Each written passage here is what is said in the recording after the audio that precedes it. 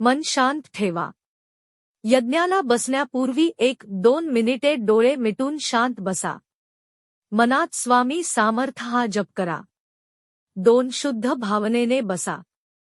कपडे स्वच्छ असू द्या. मनात कोणताही राग, अपेक्षा किंवा भीती ठेवू नका. 3 हवनकुंड जवळ सुरक्षित अंतर ठेवा. खूप जवळ बसू नका. कपडे पुढे उडणार नाहीत याची काळजी घ्या. 4 सामग्री योग्यरित्या वापरा. तूप, हवनसामग्री, अग्नी दीर्घकाळ पेटते राहील इतपत.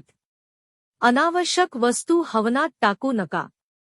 5 मंत्र उच्चार स्पष्ट करा. स्वामी सामर्थ मंत्र, दत्ता मंत्र अथवा गुरु मंत्र. चुकीचा उच्चार टाळा. शक्य असेल तर आधी 2-3 वेळा मनात म्हणून मगच मोठ्याने बोला. 6 अग्नीचा आदर करा. अग्नी हा देवस्वरूप आहे. बोलणे, गप्पा मारणे, हसणे, फोन वापरणे टाळा. 7 संकल्प शुद्ध असू द्या. तुमचा उद्देश स्पष्ट ठेवा. आरोग्य, शांती, अडथळे दूर होणे, घरात सुखसमृद्धी. 8 अपूर्ण यज्ञ सोडू नका.